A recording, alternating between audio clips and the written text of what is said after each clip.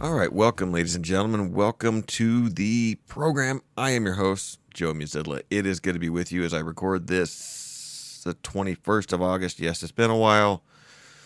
Have mercy, forgive me. Lots going on. I know there's everyone has the same thing. I get it.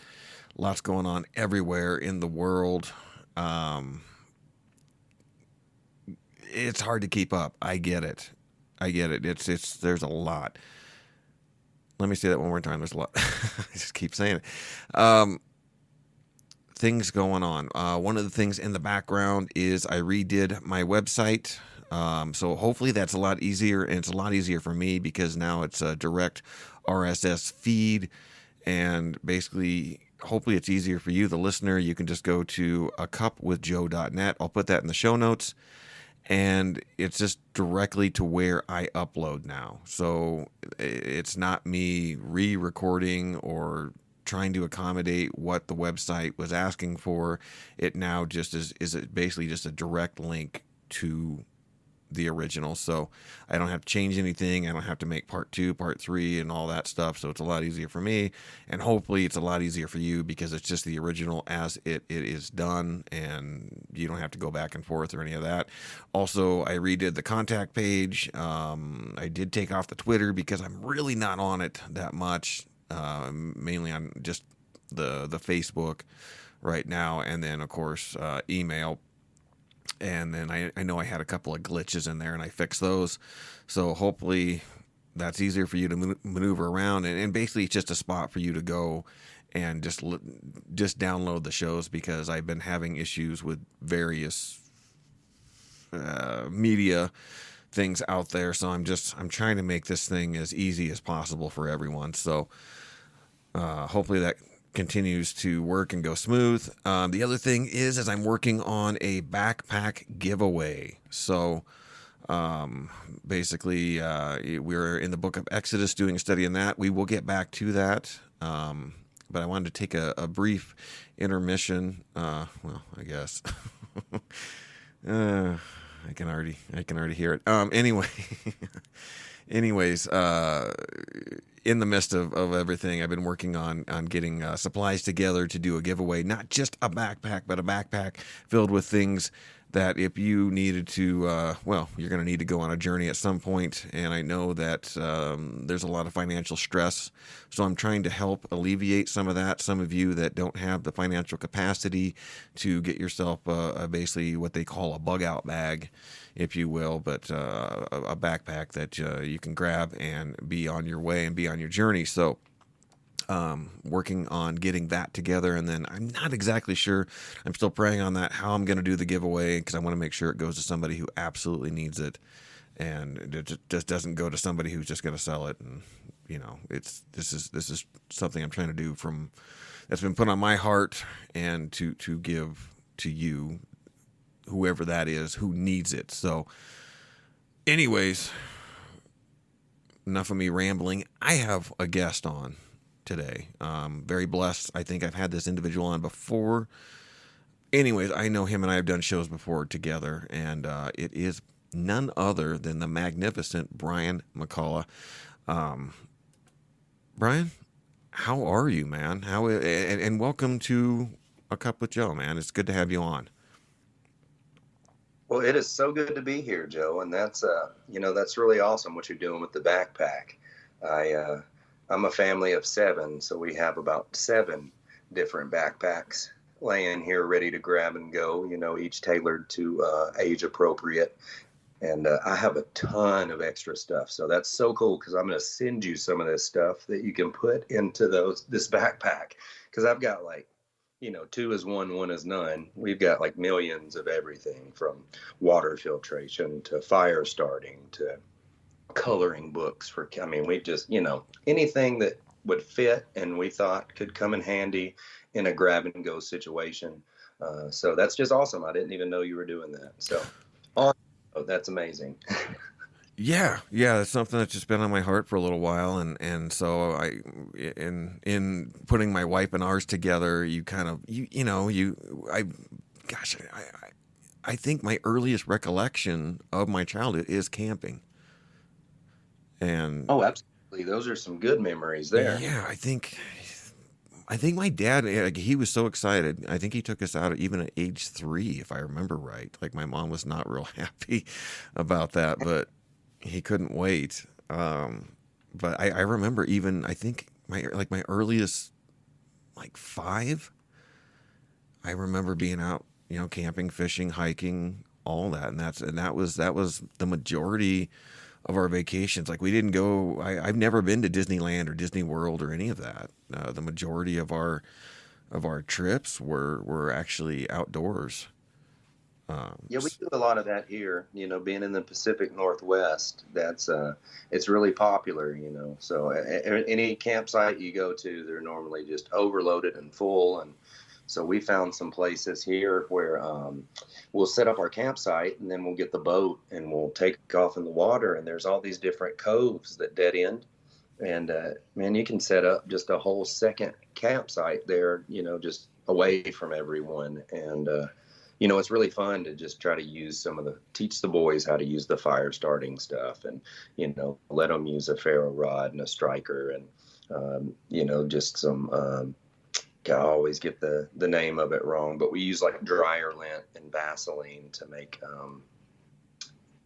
Oh gosh, I can't think of all the fancy names. Oh, a tinder. Yeah. Make a tinder. And so they get a kick out of just being a part of that, and we get them far enough out that the cell phones don't work, so that's not even an option. And it's just good family time, and it's good training because we could face a homesteading situation. It's not very unlikely these days that we could end up in a position to where we should know how to grow our own food. Even just for the sake of not filling our families up with GMOs and stuff, So there's so many reasons that these could be benefits, because who knows what kind of world we're raising our children to raise their children in.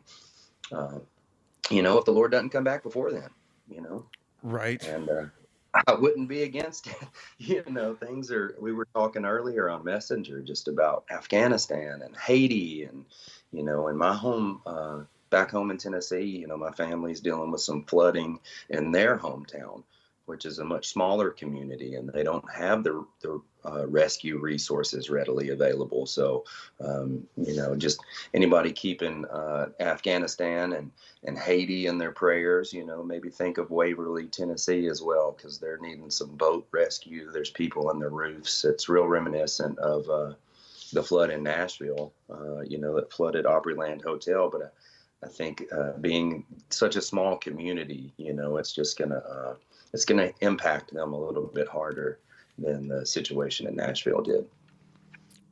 Right. Yeah, I've got family in Springfield, if I remember Oh, correctly. I think it's 70 miles northwest of Nashville.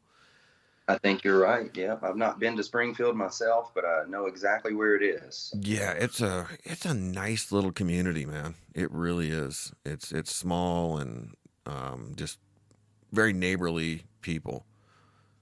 Yeah. Tennessee's one like that. There's a lot of places just on the outskirts that are just full of great people that are just living their lives, and they're almost outside of a lot of the news and the, not quite, an Amish community, but, they live like them sometimes. And I think it's a beautiful thing to be a part of. We're far enough out here where we're at. We're surrounded by crop fields, and we kind of feel like we're out in the middle of nowhere. Even here, we've got some of the only trees anywhere around us, because everything else is just flat lands. So it almost feels like home here some days. Nice. Yeah, I'm on the outskirts of major, kind of in a city, but it's kind of it's more to the outside. I mean, it's growing quite a bit. So I mean, where I'm at now is not quite the outskirts as it used to be.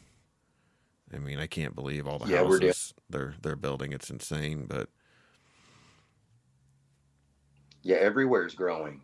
You know, there doesn't look like there's any foreseeable stopping of the growth. You know, when we moved to this town, the population sign said 13,000, and we've been here like 5 years now, but it's like 35 to 40,000 now. Right. You know, and there's just commercial development everywhere that you look. I mean, not nothing too fancy or exciting. You know, there's not a lot of great food choices here, especially compared to the South. You know, there's nowhere to get good barbecue except my house. Yeah, that's some good barbecue, man. That is There's some. nothing quite like it. I've never had anything like that. Yeah, yeah, yeah, that was some good. That's some good stuff. I'm telling you, Yeah, nothing might like not it. be good. It's delicious. Yeah, I don't know about good for you, but yeah, at least when I was down there, my brother took me out, and yeah, that was some, yeah, one of those little, the little joint that you just don't hear about. The little side of the road, not even a Yeah, building, more like a stand. right. Some of the best you'll ever get. Yeah, and the guy won't not tell you what his secret is at all. Oh yeah, no, don't ask about that. It'll go to his grave. But Yes, sir. anyways, man, I Well, was kind of in the middle of like when you started messaging me, I was actually in the middle of recording another cup of Joe, and which is fine because I felt like I was really going nowhere.